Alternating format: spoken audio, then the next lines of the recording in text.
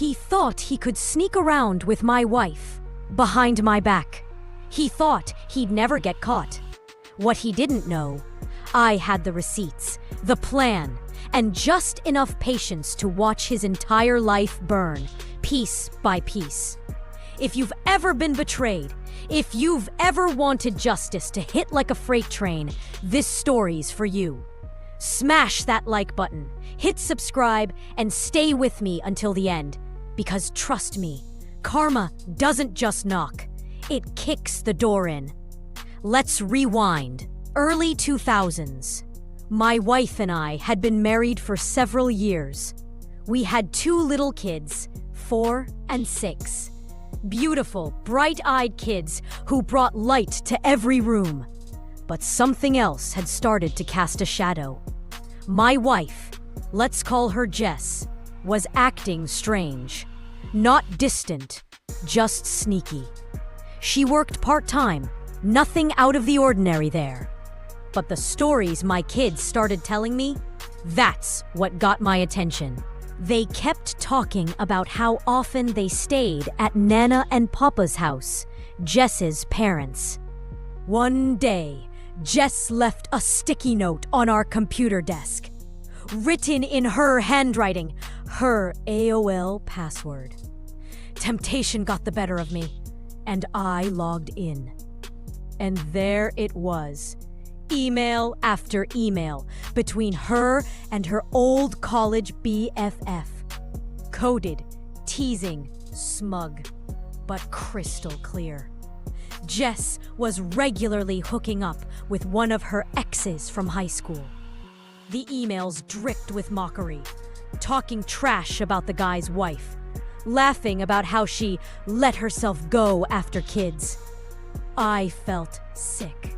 I printed every email, tucked them away, proof. But I needed more. So I called an old friend. He was a cop back in the day. He pointed me to a private investigator named Ron. Best decision I ever made. Ron was a bloodhound. I gave him the emails, the timeline, and a retainer check. What he brought back to me, it was damning. Ron followed Jess, documented every move. Photos, timestamps, motel receipts. She'd drop our kids off at her parents' house, meet her high school ex, Bob, for lunch. And she didn't scream, didn't cry, just nodded and thanked him. What she did next was better than I could have scripted. Bob's wife nuked his life. She cleaned out their joint accounts, took the kids, packed up, and left. When her dad, the owner of Bob's company, found out what he'd done, he was immediately fired. No income, no home. Because remember, the house belonged to her parents. Bob was suddenly jobless, homeless, and alone, and it didn't stop there. Court records later showed that their divorce was brutal, public, messy, and then it turned physical.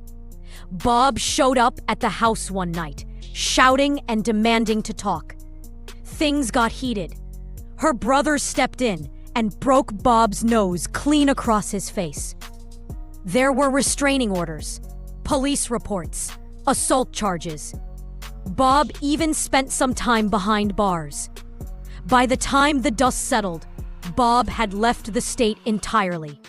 And as of today, he's disappeared from the internet. No LinkedIn, no Facebook, no nothing.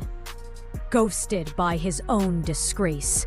Meanwhile, his ex-wife, she ended up working for her dad and took over his company when he retired.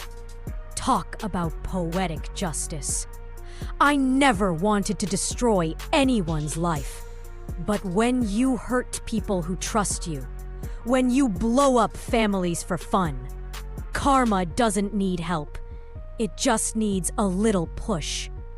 All I did was give it the nudge it needed. As for Jess, we co-parented civilly until the kids were grown. Now, I don't speak to her, don't hate her. Don't love her. She's just a chapter I closed a long time ago. If that revenge gave you goosebumps, hit that like button and drop a comment. What's your favorite real-life karma story? And hey, don't forget to subscribe, because trust me, there's more where that came from.